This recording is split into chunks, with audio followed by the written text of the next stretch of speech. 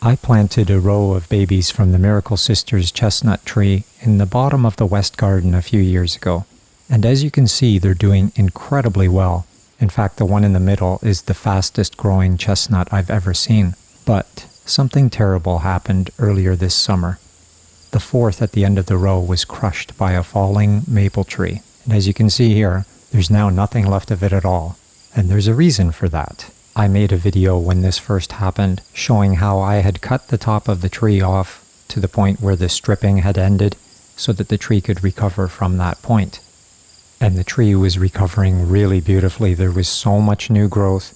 There were actually 2 big leaders, and so I decided that it was time to trim one of them off so it could put all of its energy into the remaining one. And I noticed at that point that blight was developing. And so I cut the tree back quite substantially so that I got rid of all of the potential area of blight. And then a week later, I saw that there was now blight forming near the bottom, just as it was making new buds. And so I decided that it was time to cut it back again. I honed the edge of the pruners till it was razor sharp to make it through cleanly with a single cut.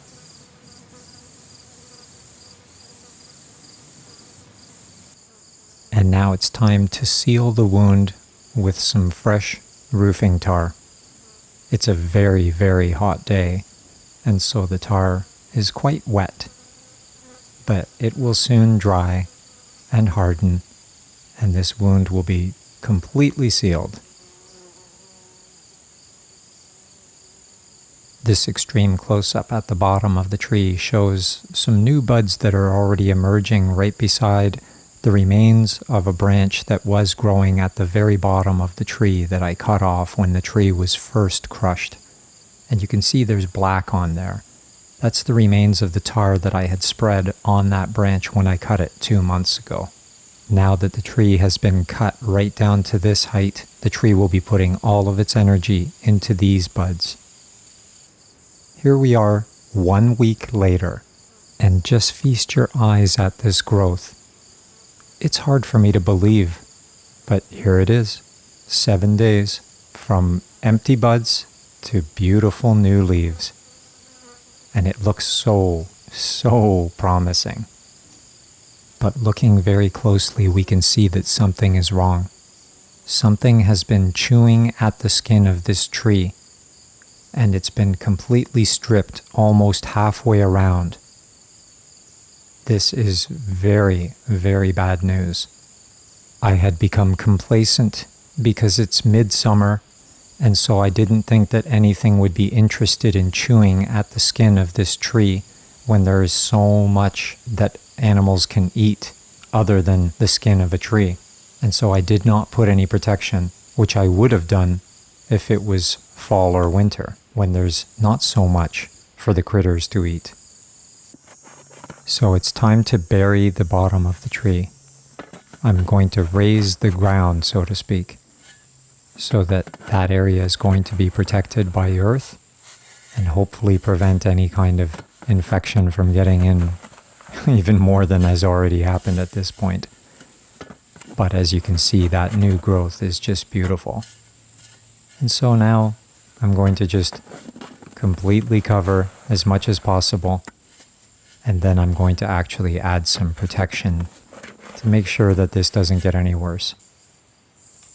With these new leaders now right down at ground level, this is a perfect chance for this tree to make a new beginning. And hopefully we're going to see a lot of vigorous growth before the winter comes. It's now late summer. It's the end of August.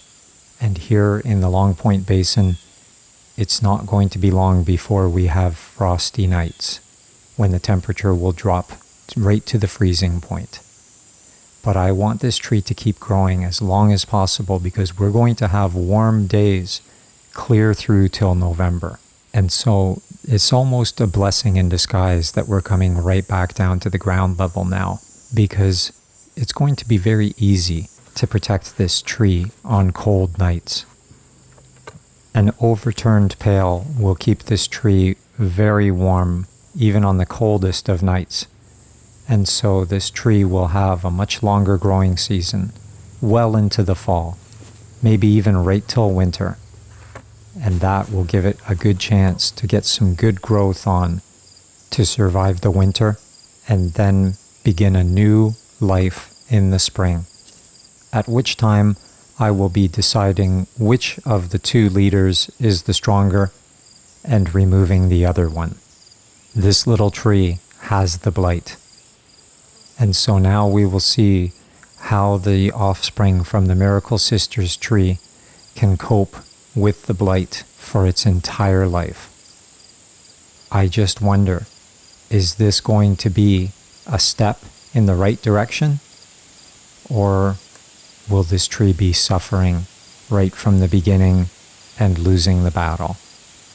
Only time will tell. But one thing is for certain, it is so close to these beautiful, healthy specimens that don't have the blight.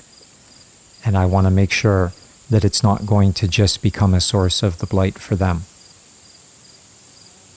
As strange as it sounds, I'm actually very hopeful and even excited about this tree with its new struggle with the blight at such a young age. Because I have a feeling that it's going to lead to some really profound discoveries and advances for them all.